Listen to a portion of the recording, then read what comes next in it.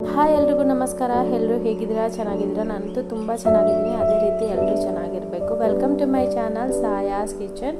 ನಾನು ಇವತ್ತು ನಿಮ್ಮ ಹತ್ರ ಶೇರ್ ಮಾಡ್ತಾ ಇರೋವಂಥ ವಿಡಿಯೋ ಅಮಾವಾಸ್ಯೆ ದಿವಸ ಪೂಜೆ ಮಾಡಿದ್ದೆ. ಇನ್ನೊಂದು ಸ್ಪೆಷಲ್ ಪೂಜೆನೂ ಇತ್ತು. ಸೊ ಅದನ್ನು ನಿಮ್ಮ ಹತ್ರ ಶೇರ್ ಮಾಡ್ತಾ ಇದ್ದೀನಿ, ನೋಡ್ಬೋದು. ಇದು ಮಂಗಳವಾರ ನೈಟೇನೆ ನಾನು ಕಿಚನ್ ಎಲ್ಲ ಕ್ಲೀನ್ ಮಾಡಿ ಸ್ವಲ್ಪ ಗ್ಯಾಸ್ ಸ್ಟವ್ ಪಾತ್ರೆಗಳೆಲ್ಲ ಇರುತ್ತಲ್ಲ ಅದನ್ನು ಕ್ಲೀನ್ ಮಾಡ್ಕೊತೀನಿ. ಯಾಕಂದರೆ ಎಣ್ಣೆ ಜಿಡ್ಡೆಲ್ಲ ಇರುತ್ತೆ, ಮತ್ತು ಏನಾದರೂ ನಾನ್ ವೆಜ್ ಏನಾದರೂ ತಿಂದಿರ್ತೀವಲ್ವ, ಸೊ ನಂಗೆ ಅದೆಲ್ಲ ಇಷ್ಟ ಆಗಲ್ಲ. ಸೊ ಹಾಗಾಗಿ ಎಲ್ಲ ಕ್ಲೀನ್ ಮಾಡ್ಕೊತೀನಿ. ನಾನು ನೈಟೇ ಎಲ್ಲ ಕ್ಲೀನ್ ಮಾಡಿಕೊಂಡು ಇದ್ದೆ, ನೋಡ್ಬೋದು ಯಾವ ರೀತಿ ಎಲ್ಲ ಕ್ಲೀನ್ ಮಾಡ್ಕೊಂಡಿದ್ದೆಲ್ಲ ಅಲ್ಲೇ ಕಟ್ಟೆ ಮೇಲೆ ಸ್ವಲ್ಪ ಹಾರಕ್ಕೆ ಬಿಡ್ತೀನಿ. ಯಾಕಂದರೆ ನೀರೆಲ್ಲ ಇದ್ದರೆ ಮತ್ತೆ ರಸ್ಟ್ ಹಿಡಿಯೋದು ಆ ಥರ ಆಗುತ್ತೆ. ಸೊ ಹಾಗಾಗಿ ಎಲ್ಲ ಫುಲ್ಲು ಈ ಥರ ಕ್ಲೀನ್ ಮಾಡಿಕೊಂಡು ಸೋಪ್ ವಾಟರ್ ಹಾಕ್ಬಿಟ್ಟು ಎಲ್ಲ ಕ್ಲೀನ್ ಮಾಡ್ತೀನಿ. ಮತ್ತು ಜಿರಳೆ ಬರ್ದಿರೋ ಥರ ಡೆಟಾಲು ಸೋಪ್ ವಾಟ್ರ್ ಆ್ಯಂಡ್ ಇದು ಬರುತ್ತಲ್ಲ ವೆನಿಗರ್, ಅದನ್ನು ಹಾಕಿ ಕ್ಲೀನ್ ಮಾಡ್ಕೊತೀನಿ. ಇದು ಬಂದ್ಬಿಟ್ಟು ಮಾರ್ನಿಂಗ್, ಸ್ವಲ್ಪ ಇವತ್ತು ಬೆಳಗ್ಗೆ ಗಾಳಿ ಬರ್ತಾ ಇತ್ತು.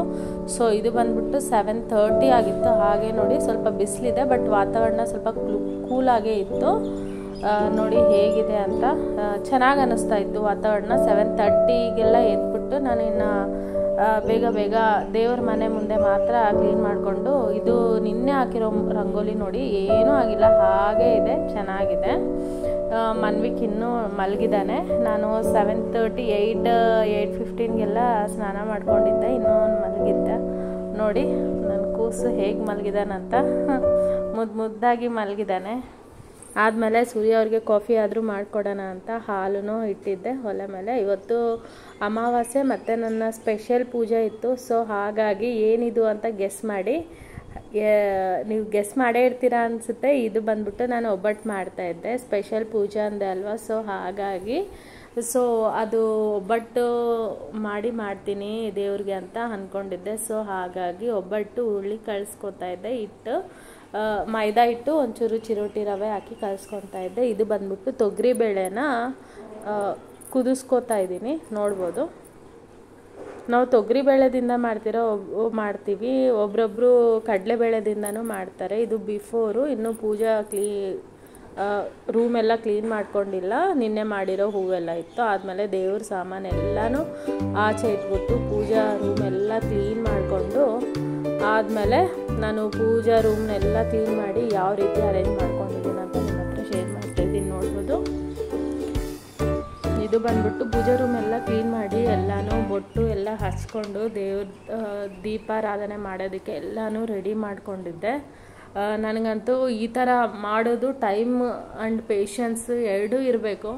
ಬಟ್ ನನಗೆ ದೇವ್ರಿಗೆ ಪೂಜೆ ಮಾಡೋದು, ದೇವ್ರ ಅಲಂಕಾರ ಮಾಡೋದು ಅಂದರೆ ನನಗೆ ಯಾವ ಥರ ಬರುತ್ತೋ ಆ ಥರ ಅಲಂಕಾರ ಮಾಡ್ಕೊಳ್ಳೋದು ಅಂದರೆ ತುಂಬ ಇಷ್ಟ. ನನಗೆ ದೇವ್ರ ಮೇಲೇನೂ ತುಂಬ ನಂಬಿಕೆ, ಮೂಢನಂಬಿಕೆ ಅಲ್ಲ, ನಂಬಿಕೆ ಅಷ್ಟೇ. ನಾನು ಏನಾದರೂ ಸ್ಟ್ರಾಂಗಾಗಿ ಅಂದ್ಕೊಂಡು, ಇಲ್ಲ ನನಗೆ ಏನಾದರೂ ಆಗಬೇಕಂದ್ರೆ ದೇವ್ರ ಹತ್ರ ಬೇಡ್ಕೊಂಡೆ ಖಂಡಿತ ಈಡೇರಿಸ್ತಾನೆ. ಅದಕ್ಕೆ ಪಾಸಿಟಿವ್ ಆಗಿರಬೇಕು, ನಾವು ಇದು ಮಾಡಬೇಕು. ಸೊ ನಾನು ನೈವೇದ್ಯಕ್ಕೆ ಇವತ್ತು ಅಂತ ಒಬ್ಬಟ್ಟು ಮಾಡ್ತಾಯಿದ್ದೀನಿ ಅಂದೆ ಅಲ್ವಾ. ಸೊ ಒಬ್ಬಟ್ಟನ್ನ ತರ್ತಾಯಿದ್ದೀನಿ. ಸಿಂಪಲಾಗಿ ಒಂದು ಅಗ್ನಿ ದೇವ್ರಿಗೆ ಒಂದು ಒಬ್ಬಟ್ಟು, ಮತ್ತು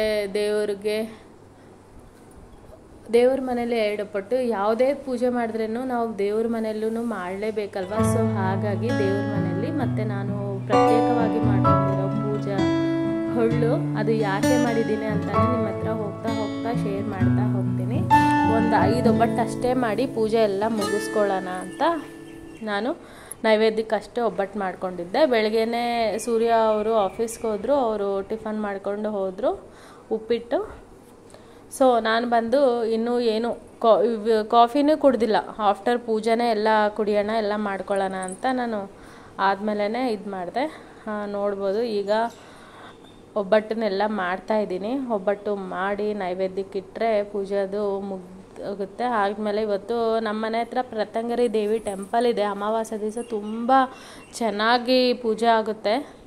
ಟೆಂಪಲ್ಗೂ ಹೋಗೋಣ ಅಂದ್ಕೊಂಡಿದ್ದೆ. ಸೊ ಹಾಗಾಗಿ ನೋಡ್ಬೋದು ಒಬ್ಬಟ್ಟು 2 ಒಬ್ಬಟ್ಟು ಆಯಿತು. ಇನ್ನೂ 2 ಒಬ್ಬಟ್ಟು ಮಾಡಿದ್ರೆ ಆಯಿತು. ಆಲ್ರೆಡಿ ಒಂದು ಅಗ್ನಿ ದೇವ್ರಿಗೆ ಫಸ್ಟ್ದು ಒಂದು ಮಾಡಿ ಇಟ್ಬಿಟ್ಟಿದ್ದೆ. ಯಾಕಂದರೆ ಚಿಕ್ಕಾಗಲಿ ನಮ್ಮ ದೊಡ್ಡಮ್ಮ ಫಸ್ಟು ಒಬ್ಬಟ್ಟು ಮಾಡಿ ಚಿಕ್ಕದು ಸ್ಟವ್ ಮೇಲೆ ಇಡ್ತಾಯಿದ್ರು. ಸೊ ನನಗೂ ಅದೇ ಅಭ್ಯಾಸ ಆಗಿದೆ. ಯಾವಾಗೂ ಮರೆಯಲ್ಲ, ಬಟ್ ನಮ್ಮ ಅತ್ತೆ ಅವ್ರ ಸೈಡ್ ಏನು ಆ ಥರ ಮಾಡಲ್ಲ. ಬಟ್ ನನ್ನ ದೊಡ್ಡಮ್ಮ ಮಾಡ್ತಿದ್ರಲ್ಲ, ನನಗೂ ಅಭ್ಯಾಸ ಇದೆ ಅಲ್ವಾ. ಸೊ ಹಾಗಾಗಿ ಆದಮೇಲೆ ಇದು ನೋಡಿ ಒಬ್ಬಟ್ಟಿಗೆ ತುಪ್ಪ ಮತ್ತು ಬಾಳೆಹಣ್ಣು, ಎಲೆ, ಅಡಿಕೆ ಮತ್ತು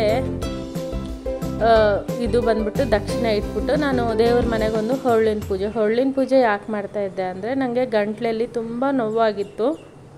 ಡಾಕ್ಟ್ರು ಹೇಳಿದರು ಸ್ವಲ್ಪ ಇನ್ಫೆಕ್ಷನ್ ಜಾಸ್ತಿನೇ ಇತ್ತು ಅಂತ. ಡಾಕ್ಟ್ರು ಆ್ಯಕ್ಚುಲಿ ಟ್ಯಾಬ್ಲೆಟ್ಸ್ ಕೊಟ್ಟಿದ್ದರು, ಕಡಿಮೆ ಆಗ್ತಾಯಿತ್ತು. ಕಡಿಮೆ ಆಗುತ್ತೆ ಆ ಥರ ಅಲ್ಲ. ಮತ್ತು ನಮ್ಮ ಕೆಲಸದ ಅಮ್ಮ ಹೇಳಿದ್ರು ಹೊಳ್ಳಿಗೆ ಗೌರಮ್ಮನ ಪೂಜೆ ಮಾಡಿದ್ರೆ ಹೋಗುತ್ತಮ್ಮ, 5 ದಿವಸ ಮಾಡಬೇಕು. ಫೈನಲ್ 5 ಡೇಸ್ ಆದಮೇಲೆ ನಾವು ಏನಾದರೂ ಸಿಹಿ ಮಾಡಿಬಿಟ್ಟು ದೇವ್ರ ನೈವೇದ್ಯಕ್ಕೆ ಇಟ್ಟರೆ ನಮಗೆ ಎಲ್ಲನೂ ನೋವೆಲ್ಲ ಕಡಿಮೆ ಆಗುತ್ತೆ. ನಮ್ಮ ಊರಲ್ಲೂ ತುಂಬ ಜನಕ್ಕೆ ಇದೇ ಥರ ಗಂಟ್ಲು ನೋವು ಆಗಿದ್ದರೆ ಅವರು ಇದನ್ನೇ ಇದು ಮಾಡಿದ್ದಾರೆ. ಇದು ನನ್ನ ನಂಬಿಕೆ ಅಷ್ಟೇ. ನೀವೂ ಏನಾದರೂ ಗಂಟ್ಲು ನೋವು ಅಂದರೆ ಅದು ಒಂಥರ ಇನ್ಫೆಕ್ಷನ್ ಆಗಿರುತ್ತಲ್ವ, ಬಾವು ಬಂದಿರುತ್ತೆ ಗಂಟ್ಲಲ್ಲೆಲ್ಲ, ಮಂಗನ ಬಾವು ಅಂತಾರೆ. ಸೊ ಇದು ನನಗೆ ಬಂದಿರೋದು ಬೇರೆ ಥರ. ಆ ಥರ ಬಂದಿದ್ದರೆ ಈ ಥರ ಪೂಜೆ ಮಾಡಿ ಎಲ್ಲ ಕ್ಲಿಯರ್ ಆಗುತ್ತೆ. ನಂಗೆ 5 ಡೇಸಲ್ಲಿ ಕ್ಲಿಯರ್ ಆಗಿದೆ. ಇನ್ನೊಂದು ಚೂರಿದೆ, ಅದನ್ನು ಕ್ಲಿಯರ್ ಆದರೆ ಕ್ಲಿಯರ್ ಆಗುತ್ತೆ. ಯಾಕಂದರೆ 5 ಡೇಸ್ ಆಯಿತು. ಇಷ್ಟಕ್ಕೆ ನನಗೆ ಡಾಕ್ಟ್ರು, ನಾನು ದೇವ್ರ ಪೂಜೆ ಒಂದೇ ಮಾಡಿ ಅಂತ ಹೇಳ್ತಾ ಇಲ್ಲ, ದೇವ್ರ ಪೂಜೆನೂ ಮಾಡಿ. ನಿಮಗೆ ನಂಬಿಕೆ ಇದ್ದರೆ ಡಾಕ್ಟ್ರ್ ಹತ್ರಕ್ಕೂ ನಾವು ತೋರಿಸ್ಬೇಕು. ನಾನು ಡಾಕ್ಟ್ರ್ ಹತ್ರ ಹೋಗಿ ಬ್ಲಡ್ ಟೆಸ್ಟ್ ಎಲ್ಲ ಕೊಟ್ಟಿದ್ದೆ. ಅವ್ರ ಇನ್ಫೆಕ್ಷನ್ ಸ್ವಲ್ಪ ಜಾಸ್ತಿನೇ ಇತ್ತಂದಿದ್ರು. ಸೊ ಹಾಗಾಗಿ ನಾನು ಪೂಜೆ ಮಾಡಿದೆ. ನನಗೆ ದೇವರು ಎಲ್ಲನೂ ಕಡಿಮೆ ವಾಸಿಯಾಗಿದೆ. ಈಗ ನೋಡ್ಬೋದು ನನ್ನ ಮಂಗಳ ಆರತಿ ಎಲ್ಲನೂ ಆಯಿತು. ದೇವರಿಗೆ ಎಲ್ಲನೂ ಪೂಜೆ ಮಾಡ್ಕೊಂಡಿದ್ದಾಯಿತು.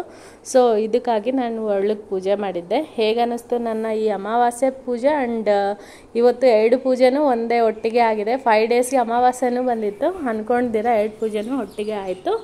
ಇವತ್ತಂತೂ ನನಗೆ ಫುಲ್ ಹ್ಯಾಪಿ ಆ್ಯಂಡ್ ದೇವ್ರ ಪೂಜೆ ಮಾಡಿಕೊಂಡೆ ಅಲ್ಲ, ನನಗೂ ಮನಸ್ಸಂತೂ ತುಂಬ ನೆಮ್ಮದಿಯಾಗಿತ್ತು.